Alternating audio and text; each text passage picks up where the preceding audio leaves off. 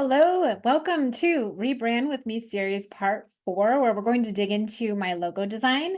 If you've been following me, you know that I've been going through the process of rebrand in my own business. And so I'm sharing the behind the scenes with you. Logos are something that seem like they should be really simple, really easy, and they are not.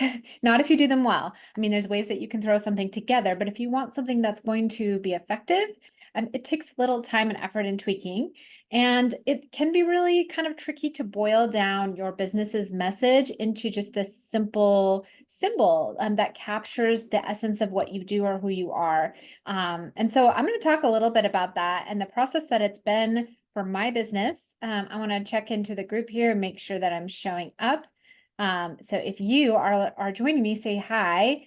If you're watching on the replay, say hashtag replay. And if you're curious about this series, put Rebrand with me in the comments too, and I can share some of the replays. I can tag you in those. Those are all still available here in the group. They're pinned to the top too, so you can check them out there. And then with that, we'll get started. If you don't know me, my name is Allie, and I'm a brand and website designer. I work specifically with women's service providers to really create these effective materials that make they get results in their business. So we're not just looking at pretty things that you see online, not just virtual paperweights, but these powerful, effective tools that feed into your sales system, that help you book clients, that help get results. So that's a big priority of mine when I work with my clients is the really strategic side. And I love doing that. I love seeing the results in it. So again, say hi if you're here. Last week, excuse me, I revealed my mood board, and we had some of you give me some great feedback, some great perceptions as we kind of narrowed that down. And so I revealed the final choice in a live last week.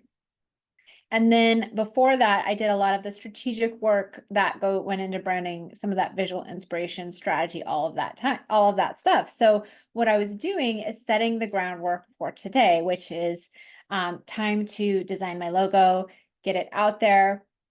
All of that work that we did previously helped me know what direction to take with my logo. It helped narrow things down. If you want your logo to work, you need to do that first. You need to have the strategy, have the, that groundwork done. Otherwise, you're not going to have something that really works. You're going to be picking things out of thin air, and that's hard. It is hard when all of the options are available. It's really interesting how logos get too much credit and not enough. In some ways, people think like a logo is your entire brand, that it's everything that encompasses branding. Excuse me, I got a hair in my mouth here.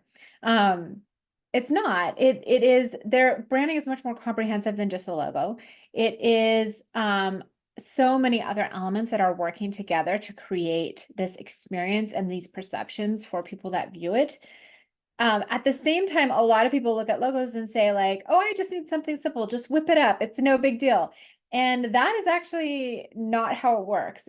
Logo design is a kind of an intricate process of boiling down, of stripping back, of really getting down to the heart of what someone is or something like a business. So it can be a bit of a juggle. You want something simple. You want it to have the essence of what you do. You also don't really need it to be too literal. I think a lot of people think like their logo has to literally be like, if you're a photographer, it's got to be a camera. If you're a copywriter, it has to have a pen. It doesn't have to be that literal. But you want there to be some sort of association, some sort of call out to the style or the message, or something that refers people back to kind of the heart of what you do. Often what I see is people put too much in a logo. They pull something off Canva. And the problem with that is that there are millions of business owners on Canva, and there's only so many logo options. So you're picking something that likely many other people have used, which kind of goes against the heart of branding, which is to be distinctive, to be different. If you're using the same logo everyone else says, then you're not doing the very essence of what branding is supposed to do for you. So I always highly recommend that if you need to use Canva for your logo, that you create something of your own. Don't just use the stock templates that are in there. I'm going to check in on the group here, make sure everyone is showing up. And if there's any questions or comments along the way, please feel free to drop them in there. So just a little bit of background about my process. I use Illustrator when I create logos, and I know not everyone has access to that, but as a brand designer, that's kind of, the tool of the trade. I start with sort of like a bunch of open art boards. I brainstorm, I don't edit. I just come up with all kinds of ideas. And sometimes I'll take one concept and I'll copy it and then tweak it. And I'll do that several times. And so a lot of times that first draft file is a huge mess. It's just all kinds of different things. And a lot of it is not very good. Like I'll look at it later and be like, ugh, like, there's some directions that it's like, okay, no, that's not going to work. I had something in my head that maybe didn't translate when I put it down on the screen. And then there's other times where like something will spark something and I'll be like, oh, that's a direction I want to go. That's sparking some ideas. That's more in line with the vision that we have crafted for my client.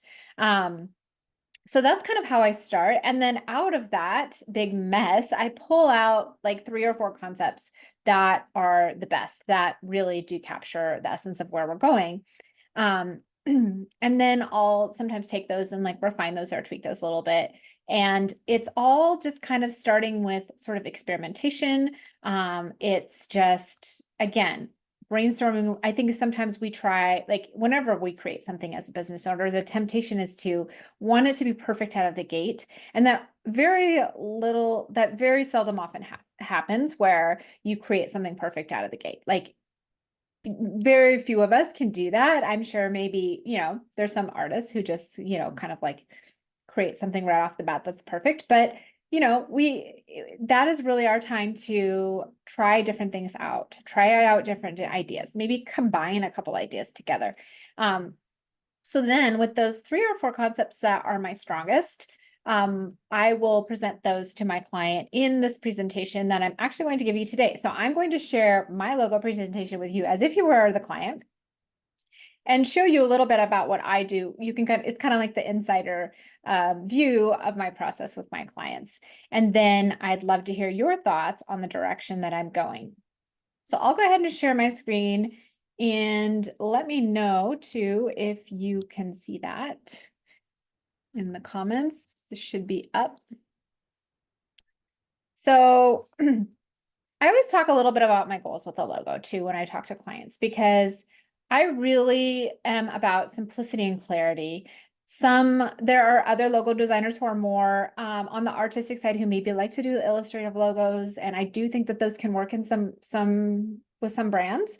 But I tend to be more on the simple and clear end, because I think that there's a quote that says design is born of those, great design is born of those 2 things. So there's things that I'm wanting to always consider, like it needs to be legible, like people need to read it for it to be effective. If people don't know what it means, if they're not getting it, if it's hard to read, then it's not going to do its job as well. It also needs to look good, large and small. And so there was a trend, and I still am seeing this. There's a trend for a while to have logos with really, really fine lines. The problem with that is when you back up and put that on a little tiny business card, you can't see it. You can't understand it or view it. It just looks like a big mess of lines or nothing at all. And so you have to be careful with that. And if you do use fine lines, there's ways of kind of addressing that, but wanting not to get too granular, too tiny, too thin in the lines, or having too many things together, too much going on, so it's hard to see. Also, I always want to try to avoid like the really big trendy things. Like, right now, there's always something that's kind of going around that you start seeing a lot of, and those things come and go. So a while back, it was really popular to have like a watercolor wash behind your logo. And those are just a nightmare for a lot of reasons, but it went away, right? And so now you look at those and they all look dated. And so people who went that direction are at the point now that maybe just a couple of years ago, their logo looked cute and trendy, and now it looks dated and old fashioned. So you want to kind of stick with more classic choices of things that are going to last. And that doesn't mean that your logo has to stay the same for infamy. You can make tweaks and updates and refreshes. We've seen that with like Starbucks has done that. You know, McDonald's, a lot of the big brands, Google, have all made refinements to their logo, but inherently it has the same essence. It has the same heart and kind of the same look. And then I always let my clients know that, you know, they're going to get a huge package of logos. It's going to have several variations so they can use them in different formats. It's going to have different file types. I always provide logos in black and white, and then up to 2 color varieties. And I also, this is something that I think most designers would kind of pass out if they hear me say, but I do give native files. That means I hand over the Illustrator file, and I have a lot of personal reasons for doing that. Because I believe that you should have the original file of your logo. Like someday if I get hit by a bus, they need to be able to have that file to go back and export new file types. Maybe their colors change and they want to tweak them. Maybe they do want to just like refine those. They need that file to be able to do that. So that's something that I always do for my clients.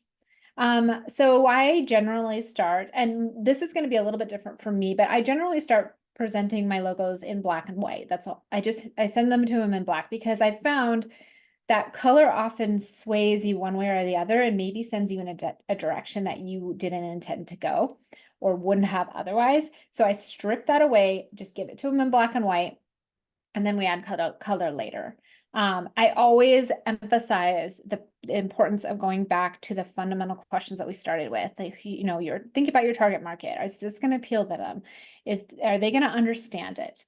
Are they going to relate to it? What about it wouldn't appeal? Does it support the message that you're trying to send, or does it conflict? And then they provide a feedback within my CRM system in a form, which obviously does not apply here.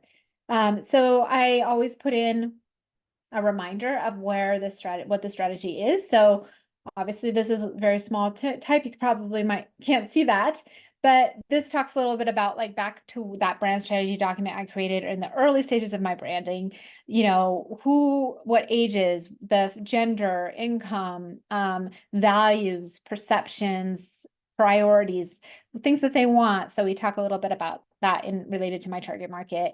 And then my message, the core things that I want to say, and I will say them in a variety of ways in my marketing, but I want to have those core things defined at the branding level. And then brand personality. And so for me, that was feminine, distinctive, elegant, minimalistic, classic, and natural. I wanted a little bit of that natural flair.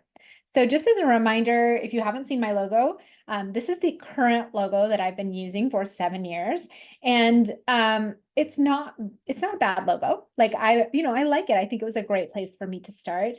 I think that over the years it's gotten kind of disjointed for my brand a little bit in terms of like the style is a little bit different than what I use elsewhere. I even have colors in my logo here that I don't use, like that gray in one of the leaves. It's not one of my brand colors. The fonts that I use are not anywhere close to what my brand fonts are. And you don't always have to use the same fonts, but you at least want them in the same style. So I also think the circle logo is a little bit it was too much of a trend. So I'm kind of wanting to move away from that. And so the way that I present my logos is that I present them first just as they are with a little bit of an explanation of the strategy behind them. And then I show it in a mock-up so they can kind of envision like what would this look like on something like a business card or, you know, products or whatever. And then I show it next to my mood board because your mood board is meant to give you sort of a visual direction for your brand. And so you want to make sure that you're staying within the kind of guardrails that it gives you as you move forward. Here's concept number 1. And so for this one, what I did was I used this serif. I love the idea of using a serif font for my logo because I am looking for more of that classy, feminine, elegant look. And the serif fonts tend to kind of have that style in them. This one has like a little bit of a twist. A lot of it is in the little tiny details, like the way the A ends, the shape of the end of the A, the way the letters slant at the tops, kind of the way the K comes down, the end of the tip of the C. So there's all these little tiny details in this font that I really love. I like fell in love with this font. because of that, because it still has that classy feel, but it has this little bit of a unique flair and it makes it seem a little bit more modern. I also thought it would be fun to bring a little bit of my old logo across. So if you remember, there are these leaves as part of like a tree in my old logo. And so I just pulled out one leaf and added it to this logo. So it still has that kind of natural style, but I did reshape it a bit. In fact, what I did was I actually took the shape inside the A. So if you can see the A has that shape, I pulled that out and put that above the K. And it adds like kind of a nice dynamic as far as balance. So at one end, you have it the same shape down in the A, and then across the logo at the top, you have it again. And the other thing, as far as the positioning of that leaf, is that it almost looks like the K is handing the leaf up, right? And so I thought that was kind of a cool inspirational thing of like, that's kind of how I want my clients to feel, like that I'm supporting them, that I'm helping them rise to the next level and move forward.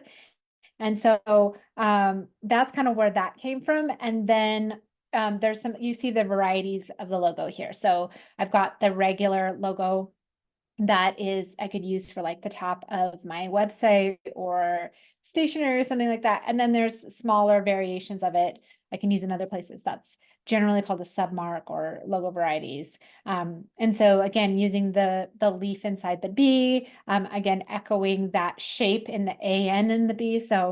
Um, so yeah, that's the general, the thought behind that logo. And then here it is in a mock-up. So these are like places that you could use it. Maybe, and I use the different types of variations. And then I put it next to my new mood board because it's important to look at the logo and say, does that fit the style? Is it compatible? Or does it look like strange when you put those two together? Like, wait, that's not exactly cohesive. And so it's kind of fun to look at it there, like see, a lot of times I'll use my mood board for some inspiration as far as like textures and shapes or like elements that I might pull out and use in a logo. And I think you're going to see that actually in the next concept. So here's number two, option number two, similar idea. And I do this in general where a lot of times I will kind of come up with like two options that are similar but have some distinct differences. And then the third option will be wildly different. And that's what I did in this case. So in this case, I also used a serif font. This is a little bit of a little bit more of a like subdued classic font, but it also has some of the more modern elements that the first serif did. And I put the two together, this A and the B. And I like to bring that together of like the idea of like collaboration and partnership in building a brand, that it takes both of us. It's not just me taking over and telling you what to do. And it's also not just you because you hire me for a reason. And I'm not just like I'm not the type of designer that just is like a yes woman, like, okay, yes, we're going to do whatever you want at all costs, because I've found that that just gives the clients a lot of results that don't work out in the long term, and they don't often see the pitfalls of that. So it's a partnership, it's a collaboration. And so I like the idea of that together. I liked the shape of the A kind of reminds me of like a stream or water or something like that, to bring in that like natural element and it also kind of has that feminine feel to it. And there's just a few things that I had kind of pulled together in this one, to kind of bring out that idea of artistry that you might see in design, right? Like the shapes that I might work with, those kinds of things. So that's number two. And then here it is in a mock-up. And yeah, the other part I liked about it is just kind of like that mirror image you get with the A and the B a little bit. Although they're different shapes, you're kind of seeing those reflected.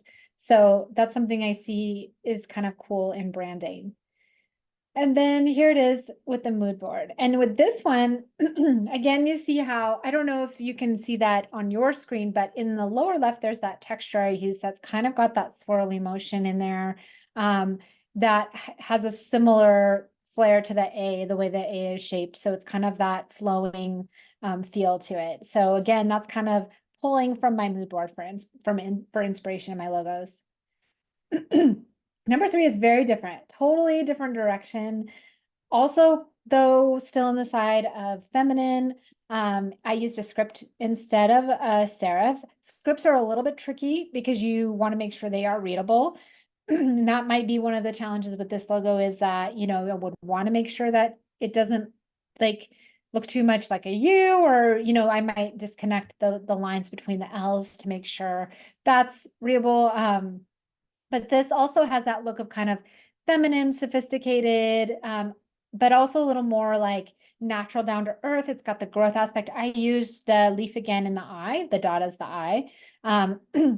And then I brought in a serif again in design code to try to bring in that like more classic style. It kind of balances the freeform aspects of the script and brings it a little more grounded, a little bit more of that kind of call back to classic. So that's number 3. And then here is the logo in the mockups. And then here it is with the mood board. And so you can kind of see the elements that are pulled out there. But definitely the emphasis is different, right? The other ones I think would emphasize more of those classy parts of the mood board, where this is kind of more of the free-spirited one or the cozy aspect of it, or maybe relatable, which again, I want my brand to be elegant and refined, but still have that relatable element that people can, so they don't feel like it's out of reach or out of touch. So there you have it. That is my logo design. I'm going to go ahead and stop the share. And so I would love to hear your votes on what you feel like is your favorite. So let me know in the comments if it's 1, 2, or 3. And I will also share these in the group as well, so I can get some votes on it, but I'd love to hear it. And if you're in a place where you're like, I'm ready to dive into this process, this is something that I need for my brand. Maybe you've been in business for a little while and you've tried the DIY route, or you have something on Canva and you know it's time to bring your business to that next level, to really start scaling, to really make sure that the elements of your brand are reflective of these amazing things that you do, that it kind of calls out to your internal excellence and makes people see it, makes people recognize it. If that's you, put call in the comments. I'd love to just sit down and talk with you. We don't have to have, it's not like a high pressure sales call. We just simply talk about like where you're going, what your vision is, and if I'm a good fit to help you, support you as you do that. So happy to do that, but call in the comments if that's you. And again, don't forget to vote on which one is your favorite. I'll be sharing those in the group as well. And with that, I will see you guys next week. And we're going to be talking about some of the other additional brand assets that I'll be pulling together to round out my brand. And that will be the final one in the series until I do the big brand launch the week or two after that. So that's what's coming up, and I will see you all soon.